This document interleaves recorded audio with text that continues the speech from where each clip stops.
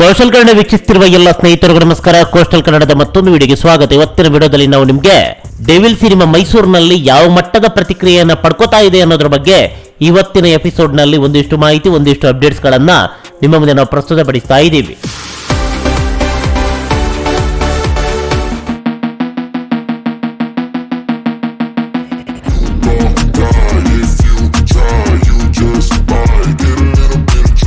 ಈಗಾಗಲೇ ಅಫಿಷಿಯಲ್ ಆಗಿ ಚಿತ್ರಮಂದಿರದ list announce ಆಗಿದೆ. ಹೀಗಿರ್ಬೇಕಾದ್ರೆ ಮೈಸೂರಿನಲ್ಲಿ ವುಡ್ಲ್ಯಾಂಡ್ ಚಿತ್ರಮಂದಿರ ಈ ಸಿನಿಮಾಗೆ ಸಿಕ್ಕಿರುವಂತದ್ದು.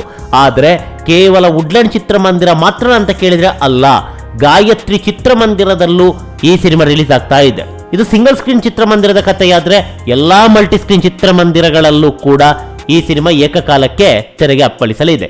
ಹೀಗಿರ್ಬೇಕಾದ್ರೆ ಮೈಸೂರಿನಲ್ಲಿ ಈ ಸಿನಿಮಾದ ಸೆಲೆಬ್ರೇಷನ್ ಯಾವ ಮಟ್ಟಕ್ಕೆ ಇರುತ್ತೆ ಅಂತ ಕೇಳಿದ್ರೆ, ಈ ಸಿನಿಮಾ ಡಿಸೆಂಬರ್ 11ರಂದು ಪ್ರಪಂಚದಾದ್ಯಂತ ಏಕಕಾಲಕ್ಕೆ ತೆರೆಗೆ ಅಪ್ಪಳಿಸಲಿದೆ.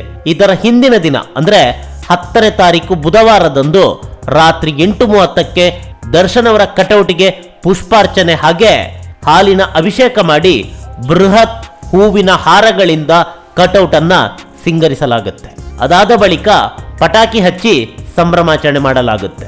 ಇದರ ಜೊತೆಗೆ ಸಿಹಿಯನ್ನು ವಿತರಿಸಲಾಗುತ್ತೆ.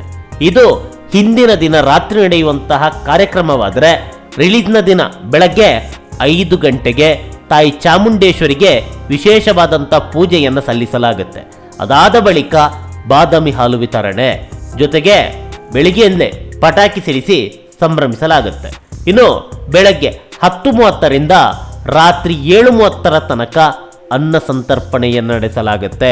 ಇದು ಗಾಯತ್ರಿ ಚಿತ್ರಮಂದಿರದಲ್ಲಿ ನಡೆಯುವಂತ ಕಾರ್ಯಕ್ರಮ. ವುಡ್ಲ್ಯಾಂಡ್ ಚಿತ್ರಮಂದಿರದಲ್ಲಿ ಕಾರ್ಯಕ್ರಮ ಬೇರೆನೇ ಇದೆ.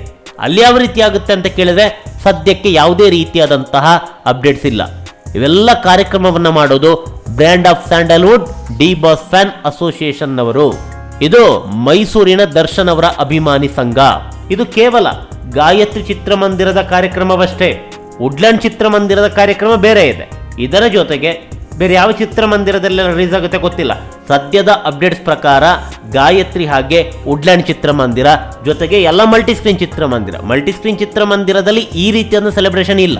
ಆದರೆ ಸಿಂಗಲ್ ಸ್ಕ್ರೀನ್ ಚಿತ್ರಮಂದಿರದಲ್ಲಂತೂ ಜಾತ್ರೆ ನಡೆಯೋದ್ರಲ್ಲಿ ಅನುಮಾನ ಇಲ್ಲ. ಅದೇನೇ ಇರಲಿ, ನಮ್ಮ ಕನ್ನಡ ಸಿನಿಮಾ ಭರ್ಜರಿಯಾಗಿ ಪ್ರದರ್ಶನವನ್ನ ಕಂಡು ದಾಖಲೆ ಮೇಲೆ ದಾಖಲೆ ಬರೆಯುವುದು, ಎಲ್ಲ ದಾಖಲೆಗಳನ್ನ ಪುಡಿಗಟ್ಟಿ ಹೊಸ ಇತಿಹಾಸವನ್ನ ಸೃಷ್ಟಿ ಮಾಡಲಿ ಅನ್ನೋದೇ ನಮ್ಮ ಆಶಯ. ನಮಸ್ಕಾರ.